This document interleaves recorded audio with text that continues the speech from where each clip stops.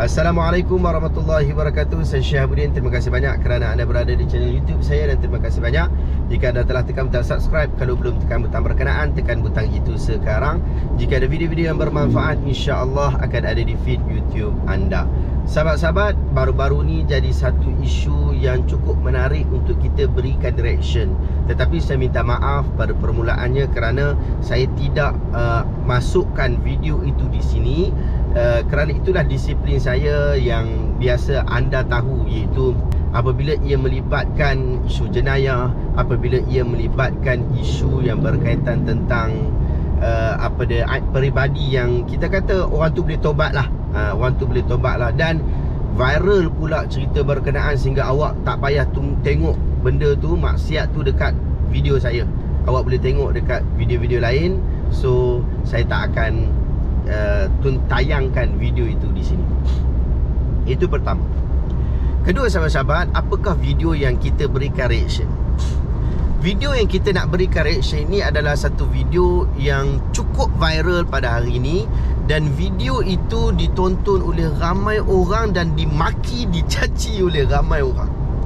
Seorang budak remaja yang buat satu konten di TikTok. Dia bawa satu kek, kemudian mungkin di taman rekreasi ke, dekat taman permainan ke, tempat orang nak relax-relax. Dia bawa satu kek. Dia pergi cari seorang makcik. Dia pergi henyakkan kek itu di muka makcik berkenaan. Makcik tu bangun terpinga-pinga. Orang di sekeliling tak buat apa. Orang sekeliling cuma berkerut muka saja. Di zoom muka orang yang berada pada waktu ketika itu, yang terpinga-pinga. Lalu dijadikanlah itu konten dan diuploadkan konten berkenaan di TikTok. Saya tak tahu dekat tempat lain dia upload juga, saya tak tahu. Tapi yang ramai tontonan tu, banyak tontonan tu memang daripada TikTok. Jadi video ini telah menyebabkan ramai orang marah, termasuk saya. Saya pun marah juga. Sebab apa kita marah dengan video ni? Yang pertama sekali, awak itu adalah influencer. Bila awak nak kata awak influencer, awak adalah content creator, awak sebenarnya awak membina masyarakat ini. Jika awak buat satu konten yang bagus, maka manfaatnya akan besar. Nabi SAW sebut, man sanna fil Islam sunnatan hasanatan falahu ajruha wa ajru man amila biha wa la yanqusu minhu syai'a. Siapa yang buat satu sunnah yang bagus, tunjukkan satu perbuatan yang bagus sehingga orang boleh ikut dia, lalu orang pun ikut dia, orang tu dapat pahala, dan dia yang menunjukkan itu, dia juga dapat pahala. Wala yanqusu minhu syai'a. Tak kurang pahala tu sikit pun. Banyak mana orang tu dapat, dia pun dapat banyak tu juga. Jadi cukup besar pahala orang yang influence orang lain untuk melakukan kebaikan. Tetapi kita kena bimbang dengan video yang viral pada hari ini. Kerana content creator ni kadang-kadang dia mentok. Kadang-kadang otak dia tak boleh bergerak. Dia bergerak dengan kreativiti. Tetapi apabila kreativiti dia itu terhad, kreativiti dia itu mungkin pada satu waktu dia hilang kreativiti. Tetapi dia sebagai content creator, dia kena terus bekerja.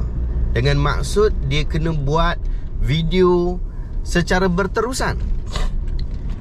Kerana itulah kerja dia dan kerjaya dia. Tetapi kita bimbang kalau keadaan dia itu keadaan yang sudah mentok, dalam keadaan yang sudah berat untuk nak memikirkan idea-idea yang bernas. Dia tengok pula video budak remaja ni, akhirnya dia pun buat video yang sama, iaitu video prank yang sama ataupun video prank yang seumpama dengan itu. Sahabat-sahabat, Budaya prank seperti ini bukan budaya kita. Konten prank seperti ini bukan konten prank influencer kita ataupun konten creator kita. Kita tak buat benda macam ni kerana ia meruntuhkan akhlak kita. Kita tahu dia berniat bagus, dia berniat baik. Dia nak tengok keadaan masyarakat, dia nak katanya dia nak buat social experiment.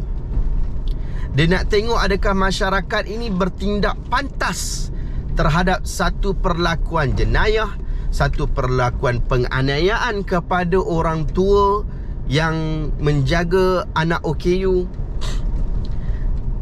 Dia nak tunjukkan kepada masyarakat dan memberikan kesedaran kepada masyarakat, kita tidak patut tunggu, kita patut bertindak. Itu sisi baik yang ada di dalam konten berkenaan. Tetapi agama kita sentiasa mengajar an-niyah la tubarrirul wasilah. Niat yang baik tidak menghalalkan semua cara yang awak nak ambil. Tetapi agama kita ajar al-hasanu ma hasanahu syara' wal qabihu ma qabbahahu syara'. Yang baik itu adalah apa yang agama anggap baik. Yang buruk itu adalah apa yang agama anggap buruk.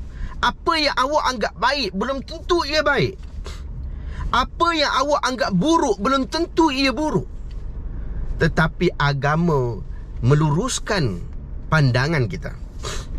Sebagai content creator, ya, kita mahukan views. Semua content creator nakkan views. Tidak ada content creator kata tak apalah, siapa nak tengok-tengok, tak tengok sudah. Itu bukan mindsetting content creator.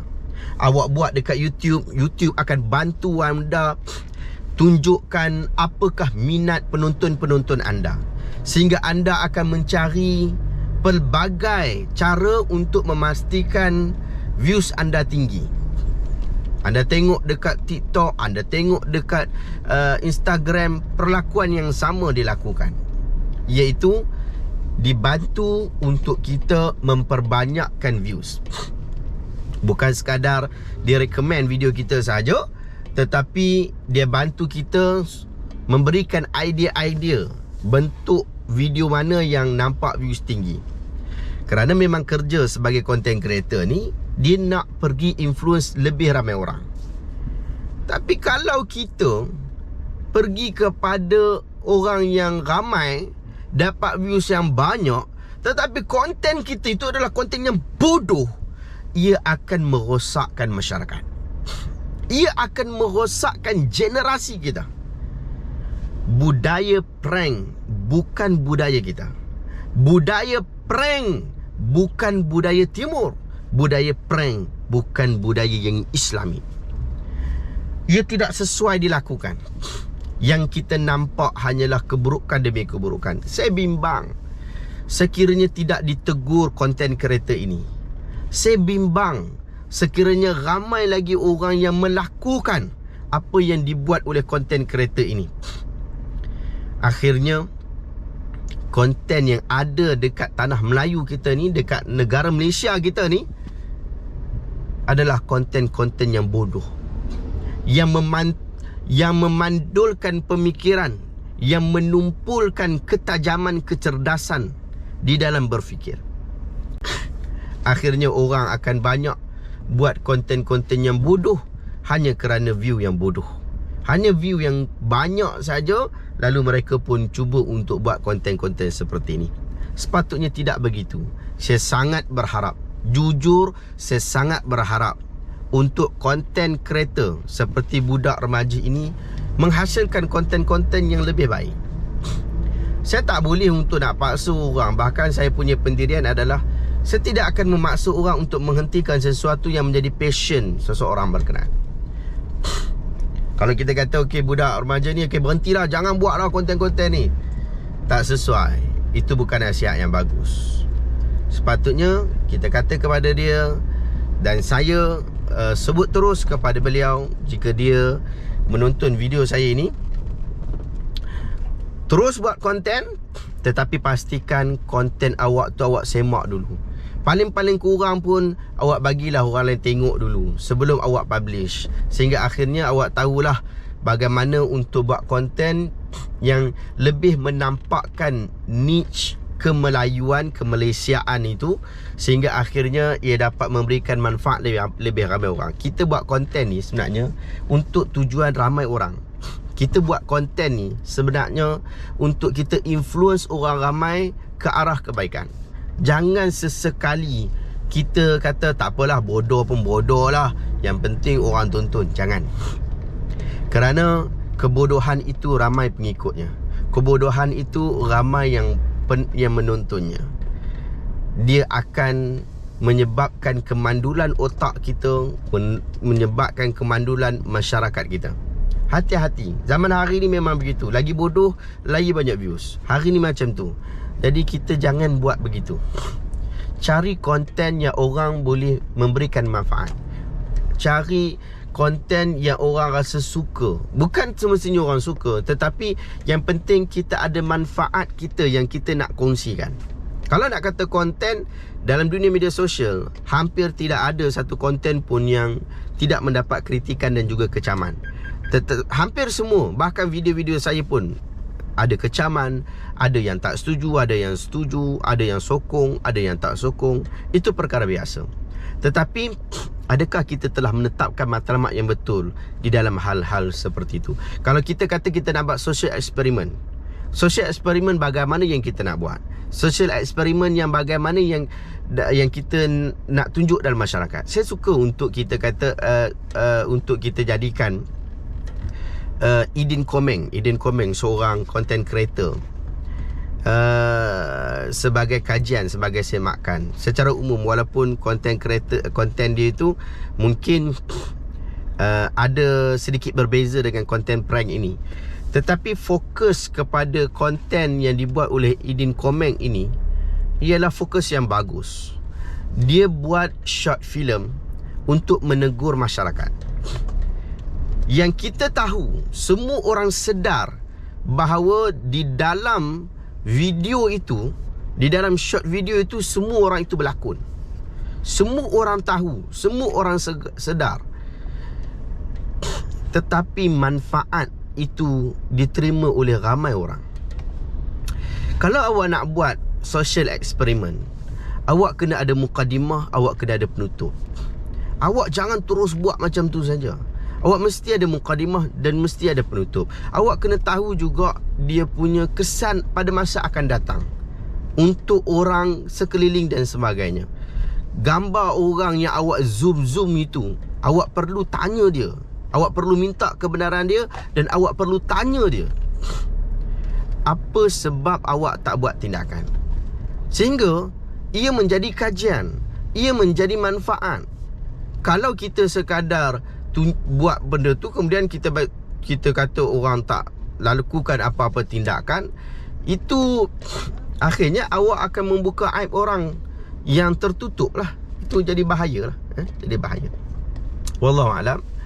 Saya berharap konten kreator berkenaan tidak berhenti, dan kita juga sentiasa terus memberikan teguran kepada konten kreator ni. Kalau dia orang buat konten yang bodoh, kita kena tegur, bang, ini konten bodoh sangat, bagi cerdik sikit lah. Wallahu ta'ala alam. Adakah anda dapat sesuatu ilmu yang bermanfaat pada hari ini? Jika anda rasa video hari ini bermanfaat, tekan butang share. Semoga orang yang juga ada manfaat yang sama. Saya sekarang di Pesta Buku Antarabangsa Selangor yang telah bermula pada 1 hari bulan Disember yang lepas dan akan berakhir pada hari ini. Hari ini iaitu 11 Disember tahun 2022, dan insyaAllah projek kita memandaikan umat dengan ilmu, kita doakan ia terus berjalan dan berjalan. Kami ada booth buku dan alhamdulillah saya sendiri ada 30 judul buku saya sendiri, dan kita ada 50 buah buku yang telah diterjemahkan, dan selebihnya adalah buku-buku kawan-kawan kita lah yang kita terbitkan. Alhamdulillah. Sahabat-sahabat, semoga Allah Ta'ala memberikan kebaikan kepada kita semua. Kita jumpa lagi dalam video reaction seterusnya. Assalamualaikum warahmatullahi wabarakatuh.